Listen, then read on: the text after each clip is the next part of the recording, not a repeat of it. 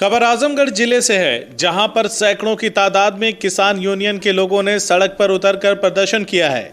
गौरतलब है कि पंजाब और हरियाणा में पिछले कई दिनों से किसान नए किसान बिल का विरोध कर रहे हैं और सड़कों पर आंदोलित हैं।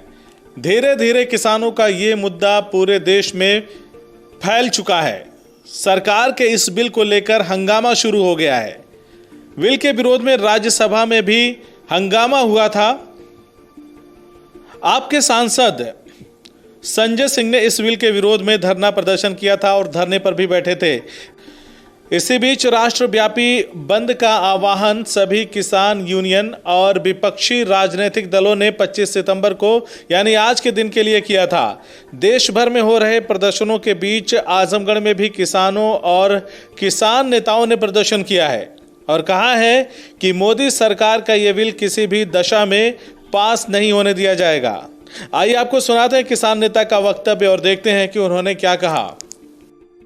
मैं जयप्रकाश नारायण, अखिल भारतीय किसान सभा का प्रादेशिक अध्यक्ष, किसान महासभा का प्रादेशिक अध्यक्ष। और आप जानते हैं कि ऑल इंडिया किसान संघर्ष समन्वय समिति, जिसमें 300 से ज़्यादा संगठन हैं, उन्होंने आज यह ऐलान किया।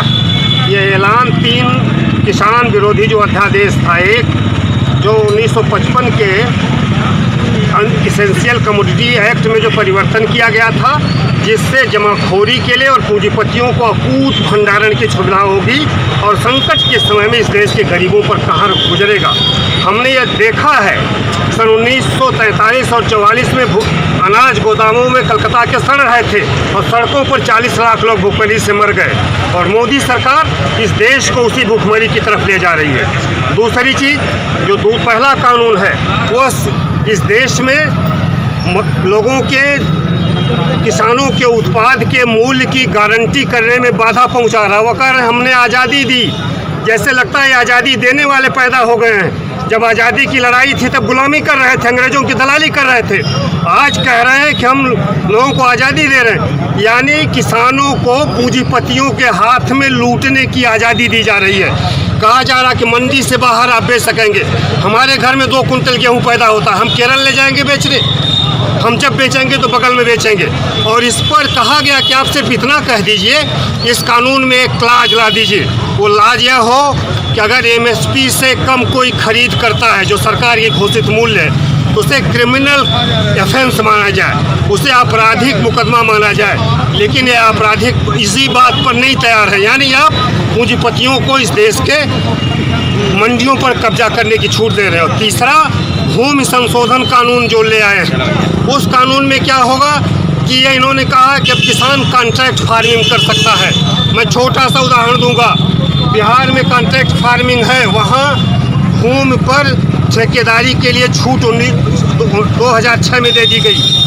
आज पूरे बिहार का मक्का 700 रुपये कुंटल बिक रहा है और सरकारी रेट 1700 कुंटल है। आज किस मांगों को लेकर आप विज्ञापन दे रहे हैं? आज हम इन्हीं मांगों को, 3 जो बता रहे हैं, इन्हीं को लेकर के। तो क्या चाहते हैं आप लोग? हम चाहते हैं कि तीनों कानून तत्काल वापस ले लिया जाए और इसे खत्म किया जाए। इसे संसद, राष्ट्रपति इस पे दस्तखत न करें। राष्ट्रपति के पास गया हुआ है, वह इस पे दस्तखत न करें। आगे हमारा आंदोलन चलेगा। 1.5 लाख हर राज्यों से किसान पोस्ट कार्ड भेजेंगे राष्ट्रपति के नाम, तो दस्तखत न करें। और 1 तारीख से पूरे देश में इस सरकार के खिलाफ असहयोग शुरू होगा। अगर वह इसको नहीं मानते हैं तो 1 तारीख से पूरे देश का किसान असहयोग करेगा। दूसरी चीज़, अभी परसों संसद बंद होने के पहले इन्होंने 3 श्रम कोड पास किया है। उसमें इन्होंने 300 मजदूर रखने वाले पूंजीपतियों को छूट दे दी है कि उनको कोई श्रम कानून नहीं होगा। वो जब चाहें निकालें, जब चाहें रखें, कोई न्यायालय में नहीं जाएंगे। और यहाँ तक कि किसानों के अब निर्णय किसी न्यायालय में नहीं जाएंगे, उसके लिए एसडीएम और डीएम देखेगा। यानी कोर्ट की भूमिका को खत्म कर दिया गया। अभी तक हम न्यायालय तो आज हमें राहत मिलती थी। आज ज्ञापन दिए आप?